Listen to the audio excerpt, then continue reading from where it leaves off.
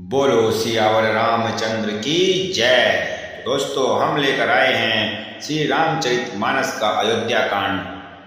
अयोध्या कांड में हम चल रहे हैं। जब श्री रामचंद्र जी चित्रकूट में पहुंच जाते हैं तो वहां पर सभी बहुत प्रसन्न होते हैं। श्री रामचंद्र जी का वेश, श्री रामचंद्र जी का नाम सुनकर देखकर सब मोहित हो जाते हैं और यथा योग्य सम्मान करके मुनि मुंडली यथा योग्य सम्मान करते हैं। मुनि मंडली सब लोग कोल भील सब वहां पर आते हैं और श्री रामचंद्र जी के दर्शन करते हैं और उनको प्रणाम करते हैं और तरह तरह की भेंट चढ़ाते हैं और कहते हैं कि हे प्रभु, आप चित्रकूट में हमारे ही भाग्य से यहाँ पर आए हैं। यह सब कह कहकर हर्षित होते रहते हैं और सब जाते रहते हैं और सभी से श्री रामचंद्र जी बहुत प्रभावित होते हैं। हम सब भांति करब सेवकाई, करी केहरी अहि भाग्य बराई, बन बेहड़ गिरी कंदर खोआ, सब हमार प्रभु पग पग जोहा। अर्थात हम लोग सब प्रकार से हाथी सिंह सर्प और बाघों से बच बचाकर आपकी सेवा करेंगे। हे प्रभु, यहाँ के बीहड़ वन पहाड़ गुफाएं और गोहें दर्रे सब पग पग पर हमारे देखे हुए हैं और हम आपके हर तरह से मदद करेंगे। श्री रामचंद्र जी, लक्ष्मण जी और सीता जी सुनकर बहुत हर्षित होते हैं, खुशी होते हैं। बहुत अच्छा दुआ है। वेद वचन मुनि मन आगम, ते प्रभु करुणाए, बचन किरातन के सुनत, जिमी पितु बालक बेन। अर्थात जो वेदों के वचन और मुनियों के मन को भी अगम हैं यानी प्रिय हैं, वे करुणा के धाम प्रभु श्री रामचंद्र जी भीलों के वचन इस तरह सुन रहे हैं जैसे पिता बालकों के वचन सुनते हैं। यही दोस्तों, यही अपने बच्चों को हमें सिखाना चाहिए कि किस तरीके से बड़ों का आदर करते हैं, अपने सम्मान करते हैं हम, और किस तरीके से हमें आगे की विद्या लेनी होती है। ये सब जानकारी अगर हम अभी बच्चों को देंगे और बच्चों को देंगे और श्री राम जी का पाठ सुनाएंगे तो उन पर भी बहुत अच्छा असर पड़ेगा। जब श्री रघुनाथ जी वन में आकर रह रहे तब से वन मंगलमय हो गया है और चित्रकूट में वृक्ष फलते फूलते हैं और बहुत ही चारों तरफ से खुशियां और सुंदरता फैली हुई है।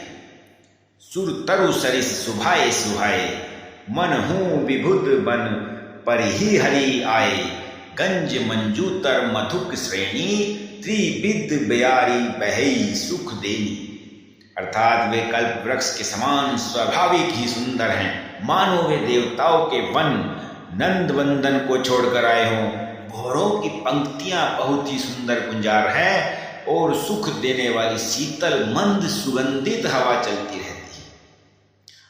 एक दोहा है बहुत अच्छा, क्या कहते हैं? नीलकंठ कलकंठ सुख, चातक चक चकोर, भांति भांति बोलहि विहग, श्रवण सुखद चित्त चोर।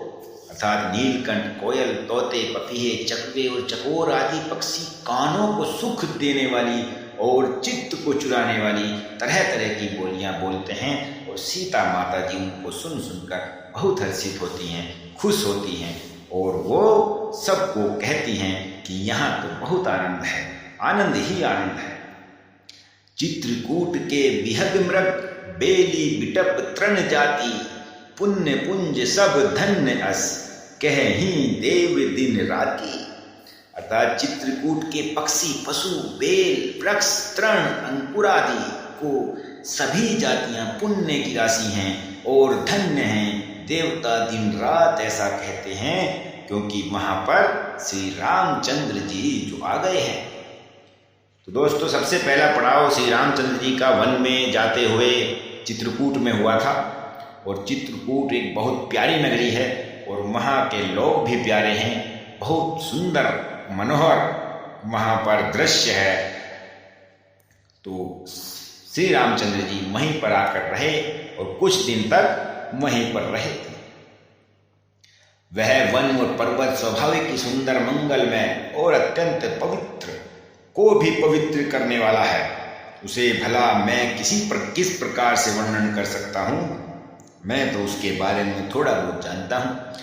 कहीं पोखरे का कछुआ भी मंदराचल उठा सकता है। लक्ष्मण जी मन, वचन और कर्म से श्री रामचंद्र जी की सेवा करते हैं। उनके सील और स्नेह का वर्णन नहीं किया जा सकता।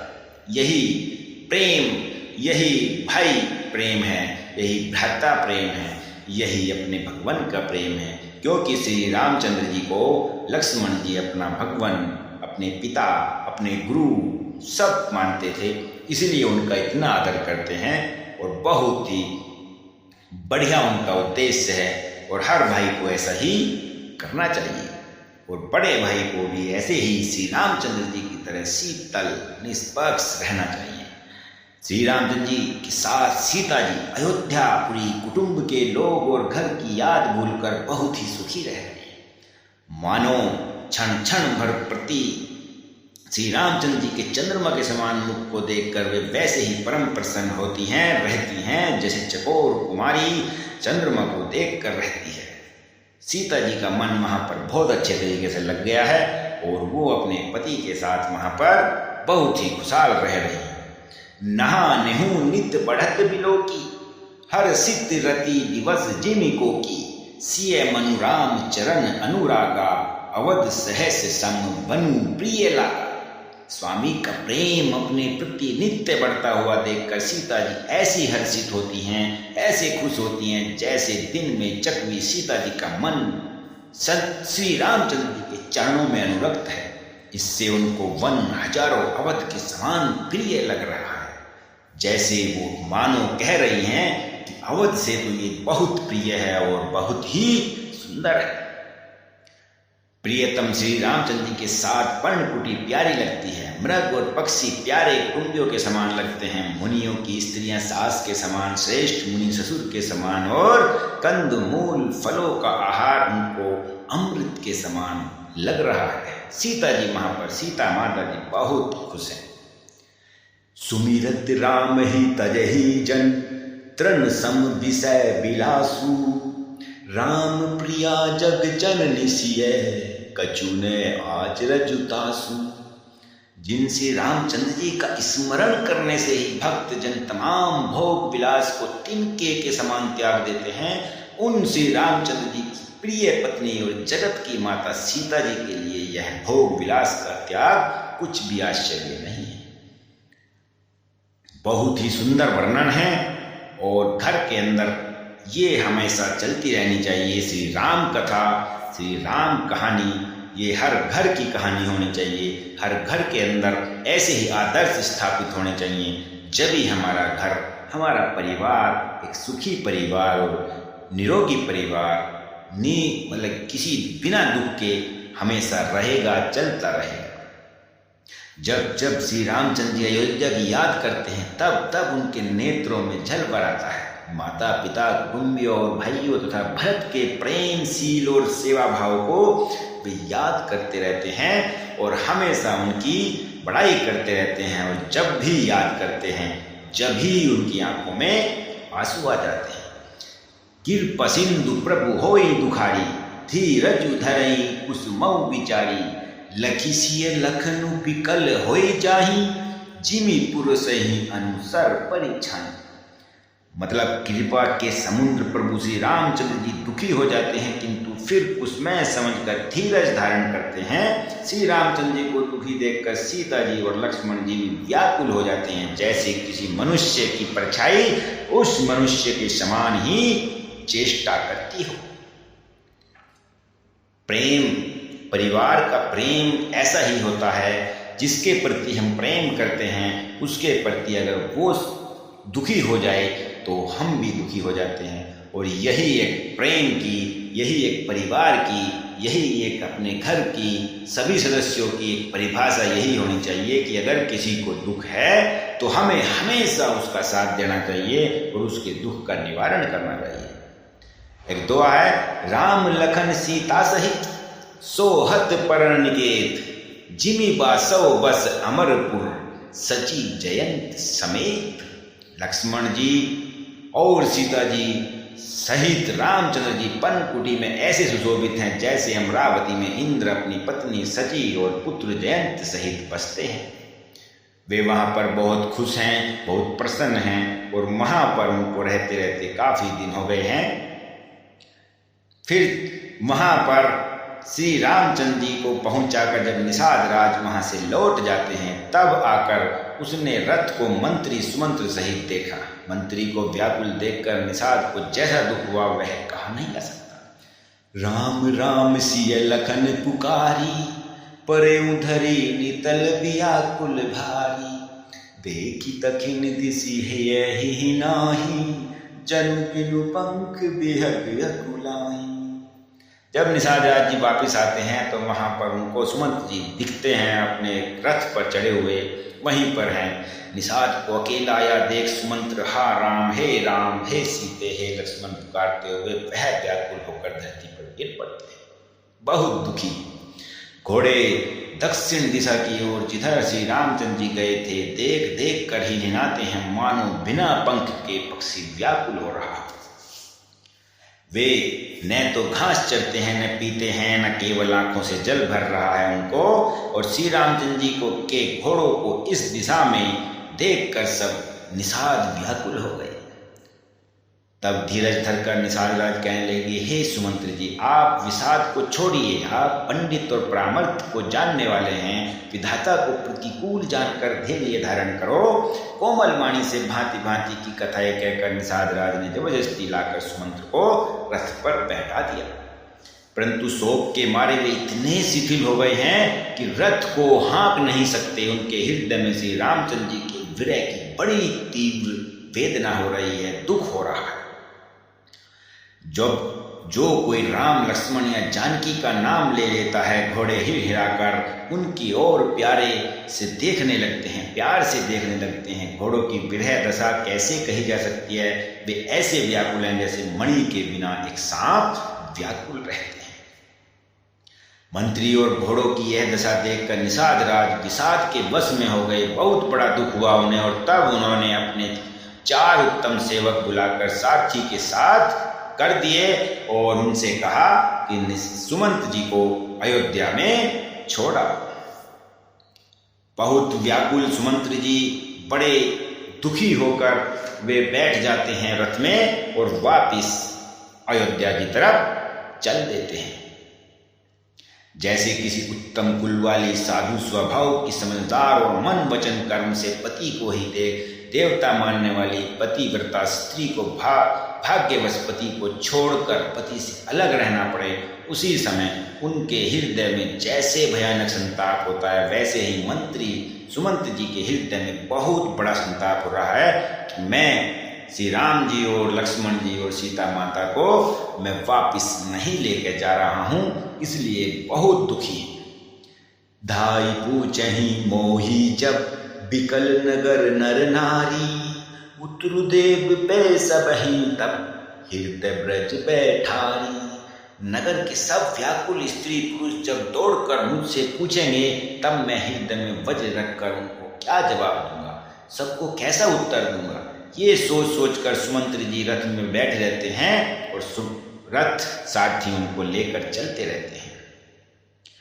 बहुत देर हो गई, हृदय न बिदरेही पंक जिनी, बिछुरत प्रीतमु नीरु, जानत हो मोहि दीन विधि, यहूं जितना शरीर। प्रियतम श्री राम जी रूपी जल के बिछुड़ते ही मेरा हृदय कीचड़ की तरह फट नहीं गया।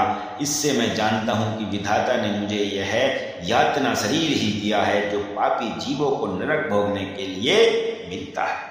बहुत तरीके से सुमंत जी अपने मन में विचार करते रहते हैं और रथ में बैठे रहते हैं। बहुत देर हो गई और वो अयोध्या की तरफ चलते रहते हैं। सखा राम सिय लखन जहाँ, तहाँ मोही पहुँचाऊं, नाहित चाहत चलन अब, प्राण कहूँ सती भाऊ। हे सखा, कहते हैं कि हे सखा, सुमंत जी सारथी से कहते हैं कि हे सखा, श्री राम जानकी और लक्ष्मण जहाँ हैं मुझे आप वहीं पर पहुँचा दो। नहीं तो मैं सत्य भाव से कहता हूँ कि मेरे प्राण अब चलना नहीं चाहते हैं, मेरे प्राण अब जीना नहीं चाहते हैं। बार बार राजा बार बार मंत्री से पूछते हैं, मेरे प्रियतम संदेशु सुनाओ, हे सखा तुम तुरंत वही उपाय करो जिससे श्री राम जी, लक्ष्मण जी और सीता की आंखों से दिख जाए। अब अयोध्यापुरी में सुमंत जी पहुंच जाते हैं और पहुंचने के बाद दशरथ जी कहते हैं कि हे सुमंत जी, आप मुझे वहीं ले चलो जहां पर मेरे श्री राम जी, लक्ष्मण जी और सीता है, मैं वहीं पर उनको अपनी आंखों से देखना चाहता हूँ। मंत्री धीरज धरकर कोमलमणि में बोले, महाराज आप पंडित और ज्ञानी हैं, हे देव आप सूरवीर तथा उत्तम धैर्यवान पुरुषों में श्रेष्ठ हैं। आप सदा साधुओं के समाज की सेवा करने वाले हैं। जन्म मरण सुख दुख के भोग हानि लाभ प्यारों का मिलना बिछुड़ना ये सब है स्वामी काल और कर्म के अधीन रात और दिन की तरह बरबस होते रहते हैं। मूर्ख लोग सुख में हर्षित होते हैं और दुख में रोते हैं, पर धीर पुरुष अपने मन में दोनों को समान समझते हैं। हे सबके हितकारी, हे राजन, आप विवेक विचार कर धीरज धरिए और शोक का परित्याग कर दीजिए।